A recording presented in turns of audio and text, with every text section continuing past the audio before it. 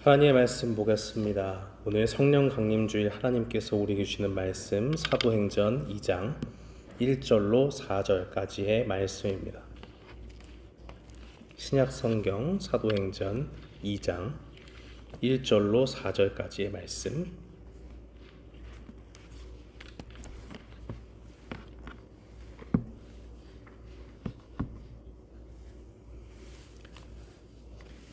우리 다 찾으신 줄 알고 사도행전 2장 1절로 4절까지의 말씀 함께 봉독하겠습니다.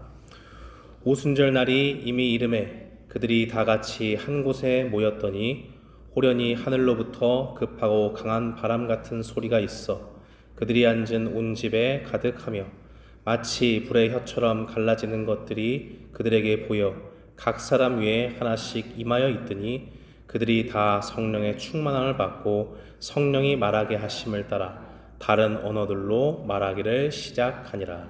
아멘. 저는 본문 말씀 사도행전 2장 1절로 4절 말씀을 통해서 그들이 다 성령 충만함을 받고 라는 제목으로 주의 말씀을 선포하겠습니다. 캐서린 페이지 하든이라는 분이 계십니다. 텍사스 대학교의 심리학자이면서 유전학자이신 분이기도 한데 이분이 쓴 책이 있어요. 유전자 로또라는 책을 썼습니다. 이름이 좀 재밌죠? 유전자 로또. 이 책에서 이분이 말하는 것은 사람들이 각자 뛰어난 능력을 가지고 있다는 거예요. 그런데 그 뛰어난 능력을 가지고 있는 것 좋은데 그것이 전적으로 본인의 노력과는 상관없이 유전적으로 물려받은 것이다 라고 그렇게 이야기를 하고 있습니다. 이분의 주장에 의하면 우리는 우리 자신의 능력을 택할 수가 없죠. 유전적으로 뛰어난 유전자도 있고 또 열등한 그런 유전자도 있으니까 열등한 유전자보다 뛰어난 유전자를 가지고 있으면 우월한 유전자를 많이 가지고 있는 상태에서 태어나면 그대로 물려받아서 뛰어난 사람이 되는 거예요. 태어나 보니 어떤 사람은 수 계산이 빠른 사람이 있죠. 또 어떤 사람은 그런 건 잘 못하는데 철학적인 사고에 능한 사람들이 있습니다. 반대로 수적인 감각은 있긴 하지만 또 예술적인 감각도 풍성하게 갖고 있는 분들도 있어요. 글 쓰는 재주가 있어서 사람들의 마음을 움직이는 베스트셀러의 작가가 되는 사람들도 있습니다. 그러니까 사람들을 가만히 보면 굉장히 다재다능한 사람도 있고 어떤 분야에서는 너무 형편없이 감각이 없지만 또 다른 분야에서는 굉장히 사람을 깜짝 놀래킬 만한 그러한 능력을 가진 사람들을 우리는 보게 됩니다. 이런 능력들을 바라보면서 캐서린 교수는 자신의 입장에서 아무리 뛰어난 능력을 가졌다 할지라도 그것이 마땅히 칭찬받을 만한 것이 아니라는 것을 깨달아야 한다라고 그렇게 이야기합니다. 어떤 말일까요? 능력은 내게로부터 주어진 것이 아니에요. 그러니까 하늘로부터 주어졌으니까 결론적으로 이야기하면 일반 학자지만 우리가 무엇을 해서 또 우리의 뛰어난 능력으로 그 능력을 소유하게 된 것이 아니기 때문에 겸손해져야 된다라는 것을 이야기하는 겁니다. 일반 학자가 쓴 글 속에서도 사람이 가지고 있는 기본적인 능력이 모두 자신의 노력과 상관없는 그러한 곳에서부터 주어진 것임을 우리는 바라보게 됩니다. 그런데 그렇다면 우리는 기본적인 능력 외에 다른 일들은 전혀 하지 못하는 것입니까? 이러한 질문을 가지고 있을 때 하나님의 말씀은 우리에게 분명히 답을 줍니다. 사람이 가지고 있게 된 기본적인 능력 외에 우리에게 얻는 능력이 있다라고 한다면 그러한 능력도 우리에게부터 나오지 않지만 하나님이 약속하신 성령을 통해서 부어주신다 말씀하십니다. 오늘 하나님의 말씀은 우리에게 무엇을 보여주고 있습니까? 주님께서 약속하신 그 성령, 그 성령이 제자들에게 임하게 될 때에 어떤 일들이 일어나는지를 우리에게 분명히 보여주고 있습니다. 4절 말씀에 보니까 그들이 다 성령의 충만함을 받고 성령이 말하게 하심을 따라 다른 언어들로 말하기를 시작하니라 라고 그렇게 증거하고 있습니다. 예수님의 약속을 기다리며 기도하던 사람들이 바로 제자들이었습니다. 그 제자들은 기다림 끝에 성령의 충만함을 입었습니다. 그리고 그들 속에 자신이 알지도 못하던 언어로 말을 하게 되는 신기한 경험을 하게 되었습니다. 그것은 그들이 이전에 다른 언어를 학습해서 얻게 된 능력이 아니었습니다. 성경은 증거하기를 그것을 더욱더 정확히 말해주기 위해서 성령이 말하게 하심을 따라 라고 그렇게 말하고 있습니다. 이는 곧 학습에 의해서 다른 언어를 배워서 얘기하는 것이 아니라 오직 위로부터 임하신 성령의 능력을 받아서 성령의 충만함을 받아서 그 전에 없던 능력이 그들에게 주어진 것을 보여주는 말입니다. 우리는 이런 본문을 마주하게 되면 그런 생각을 하게 되죠. 아니, 어떻게 이런 일이 일어날 수 있을까? 사람의 편에서 생각을 해봤을 때 언어적인 감각이 조금 있는 사람은 있어요. 그런데 그런 사람들이 조금 배움을 얻게 되면 감각적으로 뛰어나게 다른 사람들보다 언어를 빨리 획득할 수 있는 것은 사실입니다. 그런데 지금 오늘 본문 말씀에 보면 그러한 학습의 흔적은 전혀 없고 오히려 성령님이 알려주시는 대로 그 모든 것을 능력을 하나님께로부터 받아서 이 사람들이 말을 하고 있는 겁니다. 아무것도 기반이 없이 오직 성령의 능력으로만 이렇게 된다는 거예요. 이것을 볼 때 사람의 편에서 보면 불가능한 일입니다. 그러나 하나님의 편에서 보면 가능한 일이라는 것을 하나님의 말씀은 증거합니다. 그래서 예수님은 이렇게 말씀하셨습니다. 사도행전 1장 8절에서 증거하시기를 오직 성령이 너희에게 임하시면 너희가 권능을 받고 예루살렘과 온 유대와 사마리아와 땅끝까지 이르러 내 증인이 되리라 하시니라. 우리는 성경 속에서 예수님과 함께 지내던 제자들의 모습을 알고 있습니다. 그 제자들의 모습을 보면 우리는 어떤 생각을 하죠? 야, 어떻게 저렇게 한심한 사람들이 하나님의 일을 감당할 수 있을까라는 생각을 할 때도 있습니다. 하루는 예수님께서 물고기 2마리와 떡 5개로 5,000명을 먹이신 사건이 있었죠. 그 일들이 일어나고서 사람들이 벌떼같이 모이니까 사람들을 다 돌려보내기 위해서 예수님만 남으시고 너희는 먼저 건너가라 라고 하면서 배를 태워서 보내신 일이 있습니다. 예수님은 그때에 사람들을 다 보내시고 혼자 기도하러 가셨죠. 그런데 제자들이 탄 배에 문제가 생겼습니다. 큰 풍랑이 일어나게 되니까 그 배에 탄 제자들이 불안함에 떨게 된 거예요. 아유, 예수님이 건너가라고 해서 건너갔는데 이거 와보니까 이곳이 죽을 곳이 되겠구나 라는 불안감이 그들에게 엄습했습니다. 그때 저 멀리서 누군가 걸어오는 것을 보았죠. 예수님이 걸어오십니다. 그것을 보고 베드로가 무엇이라 했습니까? 만일 주님이시거든 저보고 일로 오라 라고 명령해 주십시오. 예수님이 그 말을 듣고 베드로에게 오라 라고 얘기합니다. 물 위로 어떻게 사람이 걸어가요? 그런데 예수님께 부탁을 해서 예수님의 명령에 힘입어서 그 물 위를 걷게 됩니다. 진짜 물 위를 예수님처럼 걷는 거예요. 베드로가 할 수 없던 일을, 전에 잊지 못했던 일들을 경험하게 되는 겁니다. 그런데 곧 바람이 몰려오자 파도가 크게 치는 걸 봤거든요. 그러니까 베드로의 마음에 믿음 대신 두려움이 엄습해오죠. 그것을 보니까 점점 어떻게 돼요? 자신이 물에 점점 빠져들어갑니다. 그러니까 예수님께 살려달라고 얘기하니까 예수님이 결국엔 손을 잡아서 배에 같이 오르게 되죠. 그때 예수님이 베드로에게 믿음이 작은 자여 왜 의심하였느냐 라고 그렇게 말씀하셨습니다. 이게 제자들의 모습이죠. 여러분이 예수님이라면 어떤 제자를 쓰고 싶겠습니까?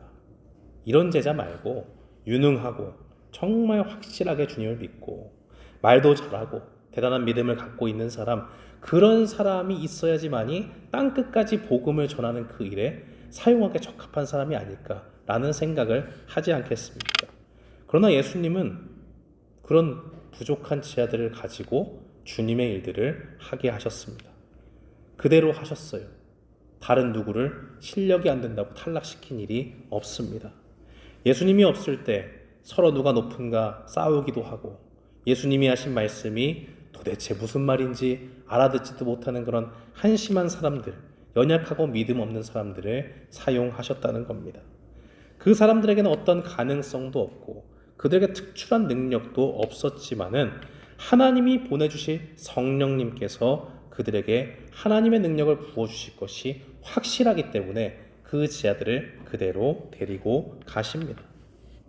초대교회의 두 기둥이었던 사도 베드로도 이와 같이 연약한 중에 성령의 충만함을 받고 주님이 맡겨주신 일들을 감당하는 것을 보게 됩니다. 그렇다면 우리에게도 소망이 있는 거죠. 제자들의 모습 속에 우리가 가진 연약함도 분명히 있습니다. 그러나 그런 부족한 모습이 있을지라도 그 모든 것을 덮고도 남는 넘치는 하나님의 능력이 성령님을 통하여 임하게 될 때 우리는 하나님의 능력을 힘입어서 모든 일들을 감당할 수 있습니다. 그러므로 오늘 이 땅을 살아가는 우리가 성령 강림 주일에 구해야 할 것은 무엇이겠습니까? 바로 성령의 충만함을 구해야 하는 겁니다. 성령님께서 우리에게 충만히 임해서 우리를 통해서 하나님의 크신 일들을 어떻게 이루실까 하는 기대를 가지고 성령 충만함을 간구하는 모습, 그것이 주님이 우리에게 원하시는 모습입니다. 그렇다면 우리는 성령 충만함을 입기 위해서 무엇을 해야 됩니까?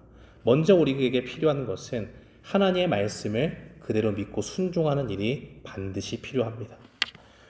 오늘 본문 1절에 보면 제자들은 다 같이 한 곳에 모였습니다.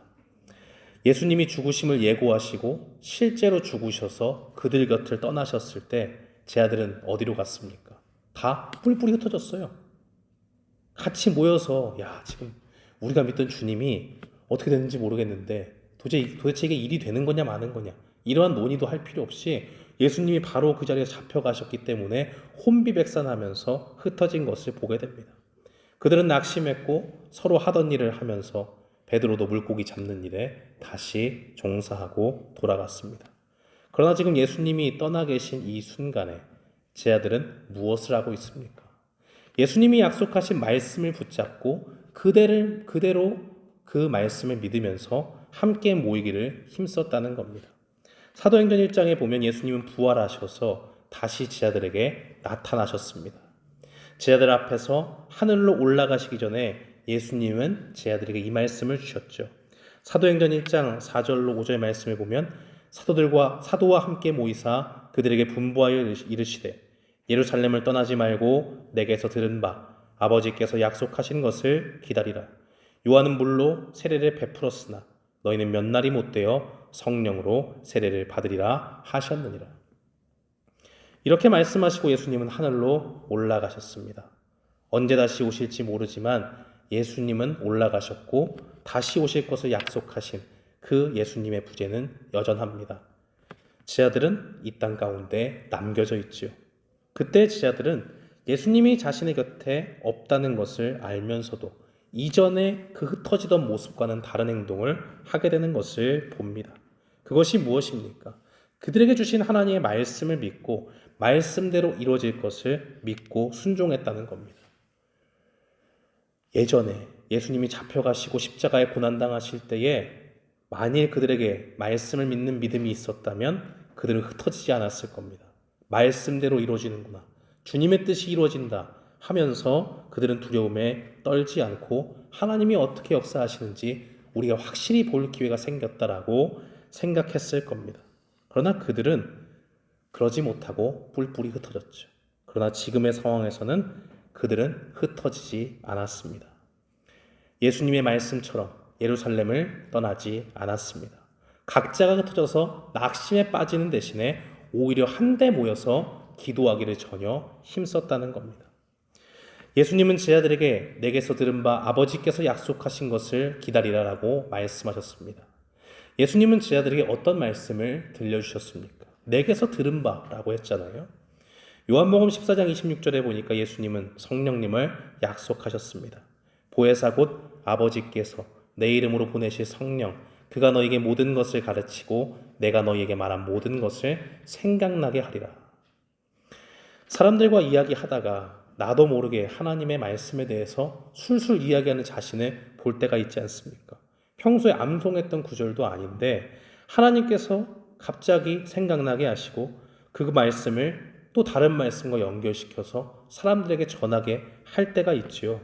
그런 모든 일들은 누가 하시는 겁니까? 하나님이 약속으로 우리에게 부어주신 성령님께서 우리에게 알려주시는 겁니다. 그 모든 배운 것을 알려주시고 생각나게 하시고 마땅히 우리가 어떤 말을 해야 되는지도 알려주시는 것이죠. 또 마음이 너무 불안하고 힘들 때 갑자기 하나님의 말씀이 생각나서 우리가 평안함을 얻을 때도 있습니다. 그때 우리는 그런 말씀이 생각나게 되었을 때에 이것이 우연이 된 것이구나 이렇게 생각하면 곤란하죠. 우리는 기억해야 됩니다. 그것은 우연이 아니라 성령님께서 우리 안에 역사하시는 증거임을 고백해야 됩니다. 바로 그런 능력을 주시는 성령님을 예수님은 한참 전부터 약속했고 이제 주시겠다 말씀하시는 겁니다. 사랑하는 성도 여러분, 우리도 주님의 말씀을 얼마나 많이 듣습니까? 거의 매일 드려지는 새벽 예배도 있고 지난주부터 시작한 금요일에 드리는 이 주의 기도로 드리는 예배도 있습니다. 8주 동안 주님이 가르쳐 주신 기도에 대한 말씀을 배우게 되고 하는데 또 주일날도 예배를 통해서 주님의 말씀을 듣는데 이 말씀이 그저 한 번 들려졌다 버려지는 말씀이 되어서는 안 됩니다. 주님의 말씀은 사람의 말씀과 다릅니다. 하나님이신 예수님께서는 하늘로 올라가신 친히 사신 예수 그리스도시고 그 하나님께서 하늘 보좌 우편에서 우리를 위해 친히 간구하실 뿐만이 아니라 본인이 하늘로 올라가신 후에 약속하신 주님의 성령을 우리에게 보내주십니다. 그렇다면 이것이 무엇을 증거하는 겁니까? 우리가 믿고 바라보는 주님께서 모든 인류가 소망하는 구원자시며 말씀하신 모든 것을 반드시 이루시는 참된 하나님이심을 우리에게 증거하는 겁니다. 바로 이 주님께서 제자들에게 말씀하신 것과 같이 오늘 우리에게도 말씀하고 계십니다. 반드시 이루어질 하나님의 말씀을 너희에게 주었으니 그 말씀을 그대로 믿고 순종하는 모습이 우리에게 필요하다는 것을 알려주시는 겁니다. 그렇다면 하나님의 약속의 말씀을 붙잡고 순종하는 사람들의 구체적인 모습은 무엇입니까? 곧장 모여서 함께 기도하기를 힘쓰는 겁니다. 사도행전 1장 13절로 14절 말씀은 증거하기를 그들이 모여 마음을 같이하여 오로지 기도에 힘썼다라고 그렇게 말하고 있습니다. 예수님의 제자들은 언제 성령님이 임하시는지 정확한 날짜는 몰라요. 단지 예수님께서 성령을 부어주실 것을 약속했다는 것, 그리고 몇 날이 못 되어 받는다라고 하는 것을 말씀해 주셨지 정확히 몇 월 며칠이다라고 말씀하신 적은 없습니다. 그러나 예수님의 제자들은 그가 언제 임하실지를 모르면서도 반드시 임하실 성령님을 바라보면서 오로지 기도에 힘썼다라고 말하고 있습니다. 반드시 임하게 된다면 내가 아무것도 안 해도 된다라는 생각이 들 수도 있잖아요. 그런데 왜 예수님의 제자들은 기도의 자리로 나아갔습니까? 예수님은 이전에 이런 말씀하신 적이 있죠. 누가복음 11장 13절 말씀에 너희가 악할지라도 좋은 것을 자식에게 줄 알거든 하물며 너희 하늘아버지께서 구하는 자에게 성령을 주시지 않겠느냐 하시니라 말씀하셨습니다.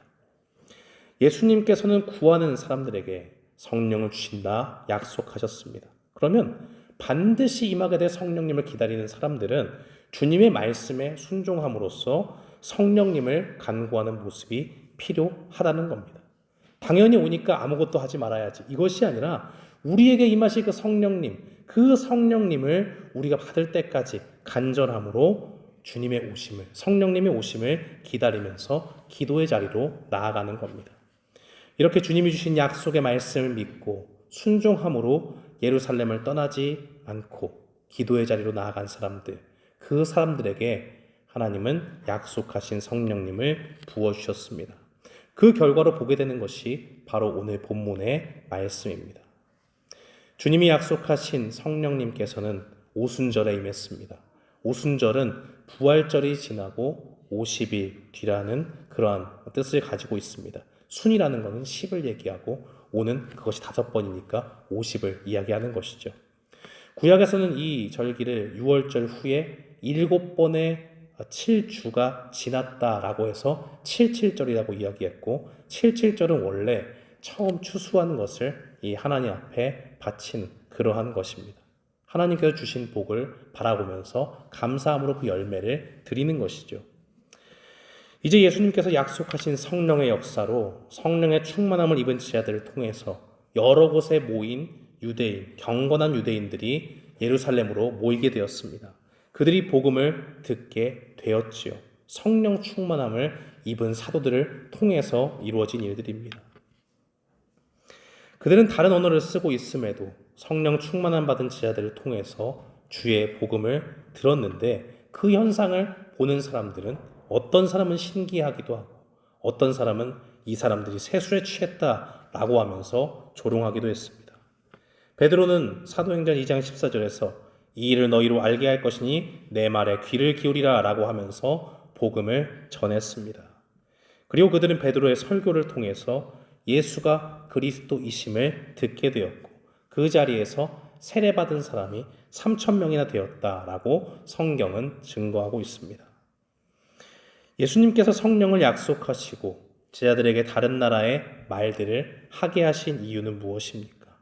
그들이 임하게 된 현상에 사로잡혀서 신기한 일을 경험했다고 끝나는 것이 아니라 그것을 통해서 예수 그리스도의 구주되심을 전하기 위함이었습니다.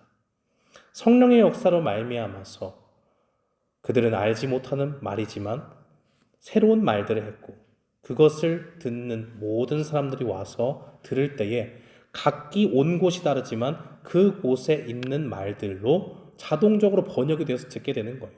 이것이 어떻게 사람이 알 수 있는 역사라고 할 수 있겠습니까?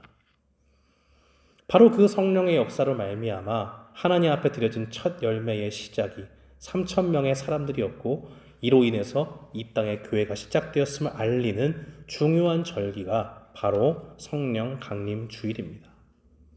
사랑하는 성도 여러분, 이 성령 강림 주일에 주님께 약속을 받은 제자들은 그 말씀을 믿고 순종을 했습니다. 그리고 기도하는 사람들에게 성령을 주신다라는 그 말씀을 붙잡고 또 간절히 부어주실 성령님을 기대하며 기다렸습니다. 그때에 주님께서는 약속의 말씀을 그대로 이루시고 그들에게 성령의 충만함을 부어주셨습니다.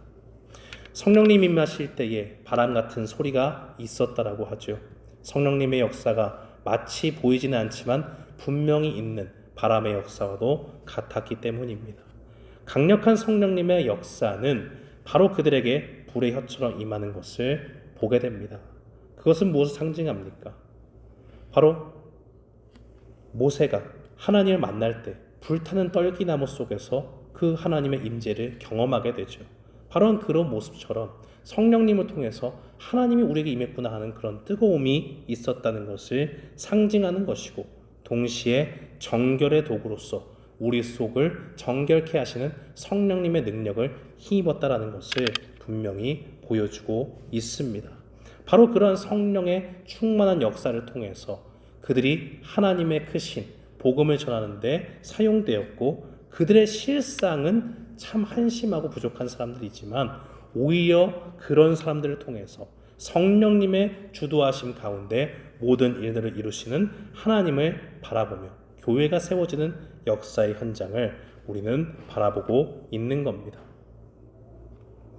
이와 같은 성령의 역사로 교회가 시작됐고, 이제 그 교회의 시작을 알리신 성령님의 역사로 우리 한 사람 한 사람이 모여서 주님 앞에 예배를 드립니다. 그리고 구주를, 예수 그리스도를 구원자로 고백합니다. 바로 이런 기적 같은 일들이 성령님의 오심으로부터 시작되었다면 우리는 다 무엇을 받아야 됩니까?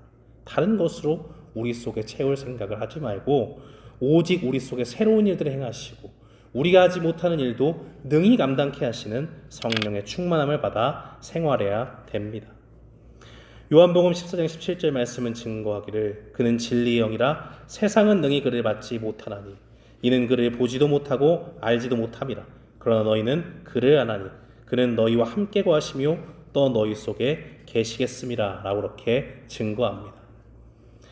성경은 증거하기를 아무나 받을 수 없는 그 성령님을 우리에게 주셨다라고 말하고 있습니다.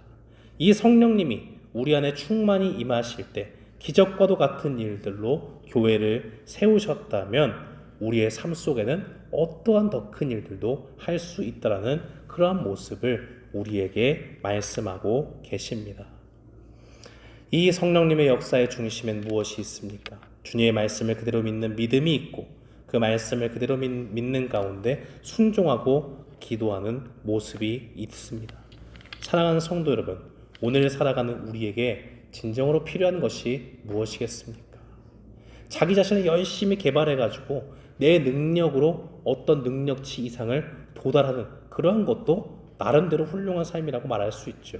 그렇지만 우리가 할 수 없는 능력을 벗어나서 전혀 새로운 다른 영역의 일들을 우리에게 감당케 하시는 성령님이 우리 속에 계신 것을 알고 그 성령님이 우리 가운데 충만히 임하는 것을 바라고 간구하는 일들이 반드시 필요합니다. 그렇게 사는 사람은 이 세상을 사는 삶의 방식이 완전히 달라집니다. 주님께 구하고 주님께 기도하고 어떻게 주님이 일하시는가를 보고 기대하죠. 제 아들이 그 말씀을 그대로 믿고 날마다 모여서 기도한 것처럼 기도의 자리를 나가지 않을래야 빠질 수가 없는 겁니다. 그 속에서 주님이 반드시 우리 가운데 임하게 될 텐데, 우리 가운데 충만히 하실 때 하나님의 새로운 일들을 통해서 예루살렘뿐만이 아니라 온 유대와 땅 끝까지 이르러 우리를 통해서 주의 복음을 전하게 하실 텐데, 그 능력이 하늘로부터 임하게 되는구나, 그 약속이 우리에게 있구나 라는 것을 믿고 구하는 사람마다 하나님의 성령의 충만함을 받을 줄 믿습니다. 그러므로 오늘 우리가 이 땅을 살아가지만 세상에 없는 것을 우리는 받은 사람들입니다. 우리 속에 믿음을 주신 성령님, 그 성령님께서 우리를 충만케 하시길 원하신다면 우리도 그 주님의 마음을 바로 알고 주님의 뜻을 받아서 주님 앞에 말씀대로 약속을 이루시는 그 주님의 말씀을 굳게 믿고 순종함으로 성령의 충만함을 날마다 부어주시길 기도하며 나아가는 우리가 되어야 될 줄 믿습니다. 오늘 이 말씀 기억하면서 성령 강림주일, 1년에 한 번 성령님에 대해서 듣고 끝나는 그날 아니라 오늘 성령의 충만함을 받아서 새로운 삶을 이제부터 시작하실 주님을 기대하고 나아가는 우리 모두가 되기를 주님의 이름으로 축원합니다. 아멘.